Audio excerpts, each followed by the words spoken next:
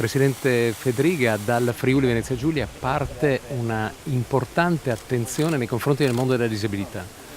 Sì, sono contento e ringrazio anche il governo che ha scelto Trieste come punto di partenza, perché permettere l'accessibilità ai monumenti in questo caso, ma io dico tutto il territorio nazionale, ai disabili vuol dire diventare un pochino più civili ed è fondamentale. Qui non si parla di diritti ma di civiltà, perché dovrebbe essere un'ovvietà, cosa che in questo momento non è possibile. Sono contento che sia questo impegno.